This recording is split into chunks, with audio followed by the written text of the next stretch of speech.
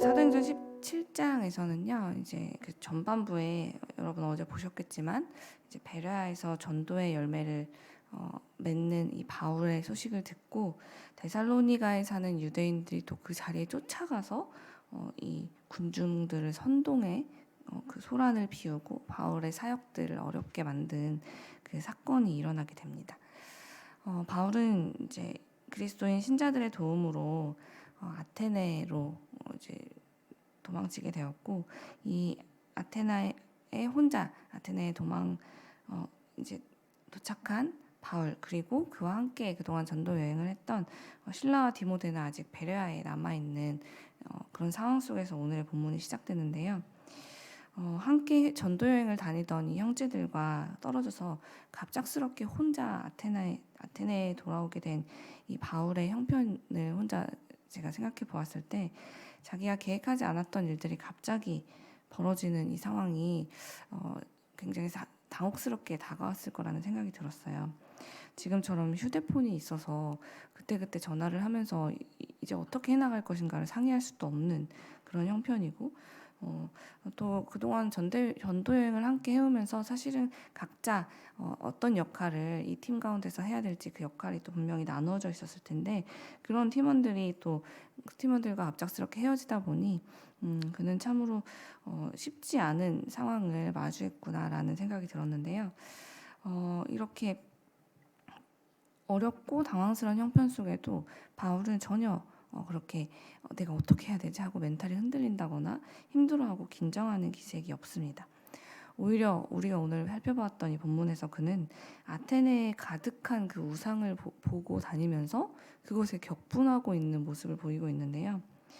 아니, 사실 이 아테네가 자기의 집도 아니고 자기의 고향도 아니고, 그 사람들이 우상을 숭배하든 자기 자신을 숭배하든 사실은 이 바울과는 아무 관계없는 상황들이고 그런 사람들이잖아요. 그런데도 그는 지금 그 모습을 보면서 마음이 진정이 안 되는 거예요. 저는 바울이 왜 이런 반응을 보였을까 묵상해 보았는데요. 그것은 아마도 그의 마음이 온통 예수님으로 채워져 있기 때문이 아니었을까 하는 생각이 들었습니다. 누가복음 19장 41절을 보면 예수님께서 예루살렘을 바라보면서 우셨다라는 기록이 있는데요. 예수님은 이렇게 죄로 물든 영혼 또는 그런 죄로 황폐해진 도시를 바라보면서 한 번도 무관심하게 그냥 지나쳐 본 적이 없으실 만큼 죄인들을 긍휼히 여기시고 사랑하시는 분이십니다.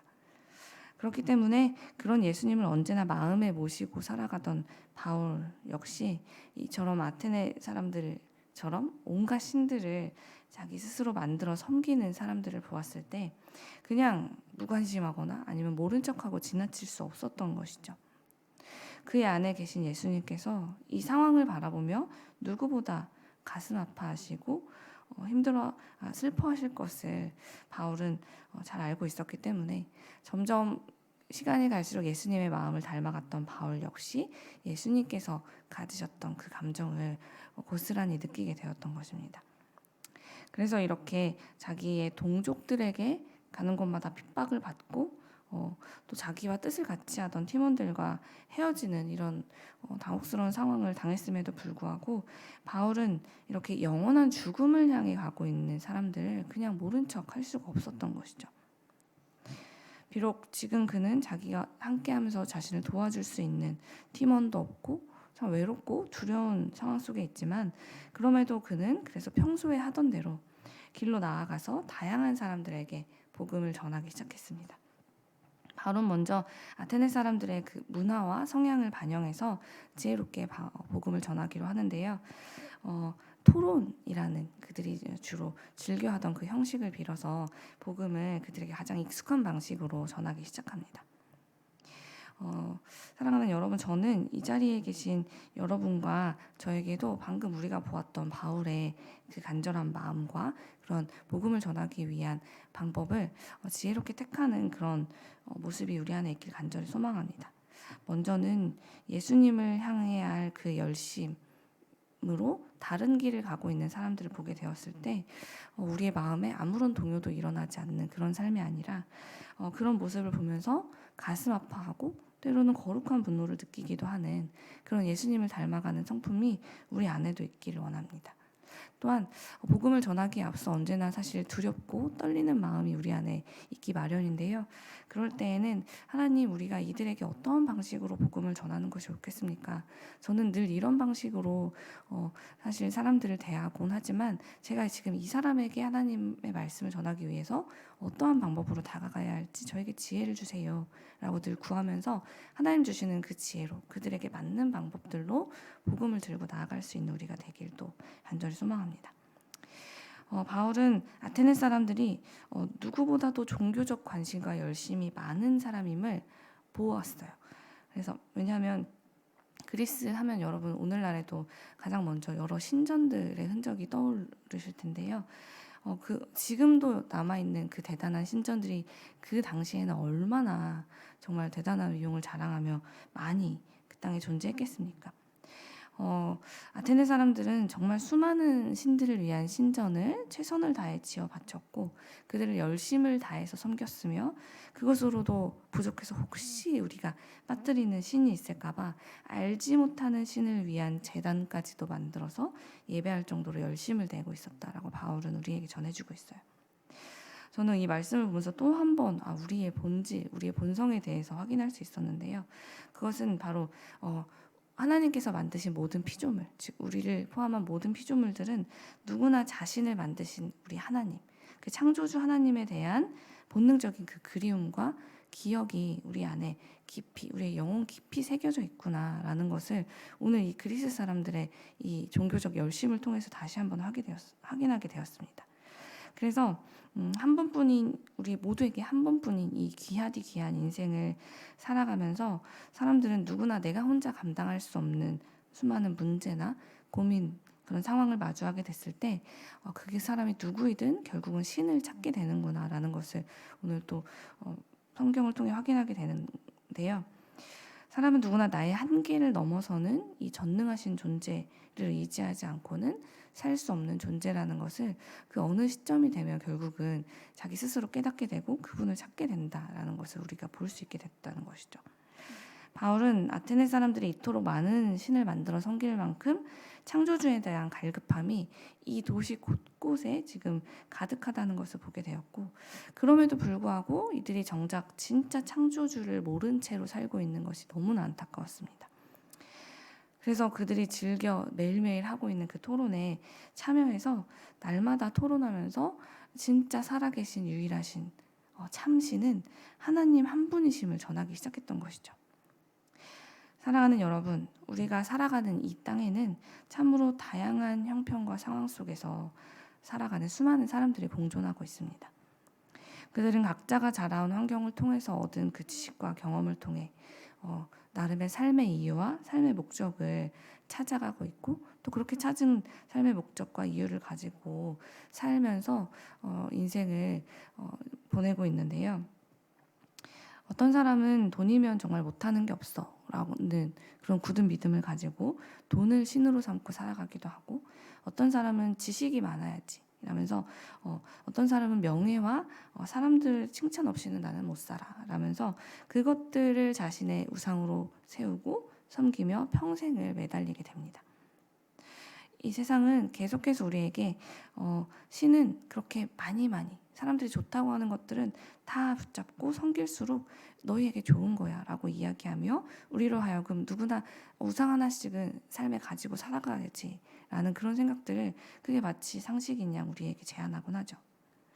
그러나 바울이 계속해서 우리에게 전해주고 있듯이 우리가 정말 사람이 만든 그 여러 가지 우상들을 섬기며 살아갈 때 그 우상들이 우리의 삶에 찾아오는 그 절망과 괴로움과 낙심에서 구원해 줄 수 있었습니까? 오히려 그것을 우리가 원하는 만큼 얻지 못했을 때, 다른 사람보다 적게 가졌을 때 더 우리를 좌절하게 하고 더 낙심하게 하고 끝없는 탐욕의 굴레에서 벗어날 수 없게 했던 그 경험들이 여러분과 저에게 모두 있습니다.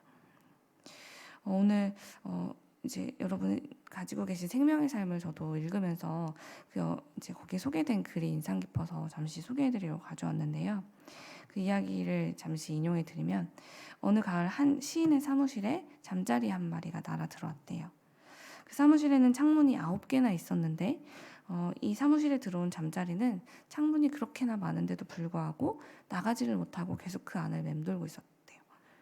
그런데 생각해보면 더 놀라운 건 잠자리의 눈은 그냥 우리처럼 이렇게 두 개로 되어 있는 것이 아니라 겹눈과 혼눈을 다 합해서 자그만치 10,000개의 눈을 가지고 있다라는 이야기가 적혀져 있더라고요. 그런데 사무실에 들어온 그 잠자리는 그 10,000개의 눈을 가지고도 9개나 되는 창문 그 단 한 군데도 자기가 나갈 길을 찾지 못하고 그곳을 맴돌면서 자기의 구원의 길을 찾지 못했다라는 이야기를 했는데요. 그러면서 그 글을 쓰신 분은 잠자리에게 정말 필요한 것은 10,000개의 눈이 아니라 밖으로 나가는 길을 볼 수 있는 1개의 눈이 아닐까라는 이야기를 했습니다. 잠자리를 구원할 수 있는 눈은 그 많은 것이 아니라 단 하나, 그 창문을 찾아서 그가 나갈 수 있는 그 길을 발견하는 눈이라는 이야기인데요. 이 상황을 우리에게 한번 대입해 봅시다. 우리 인간의 지식과 기술이 날로 발전하고 그래서 정말 셀 수 없는 여러 가지 지식과 여기에 구원이 있다, 저기에 구원이 있다, 여기가 행복의 길이 있다, 여기에 기쁨의 길이 있다라는 소식들이 우리 주변에서 참으로 방대하게 들려오는 시대를 살고 있지만요. 정작 우리는 그 많은 지식을 가지고 있음에도 불구하고 가장 중요한 그 한 가지 지식, 즉 우리를 영원한 구원에 이르게 하는 지식, 우리를 지금의 이 현실의 고통 속에서 구해줄 수 있는 그 지식이 아직도 우리 안에는 없어서 우리는 계속해서 망망대해 속에 떠있는 흔들리는 배처럼 방황하고 또 절망과 멸망을 향해 떠내려가고 있는 것이 사실 우리의 현실이라는 것을 우리는 그것조차 자각하지 못하고 살아갈 때가 있지는 않는가라는 이야기를 드리려는 것입니다.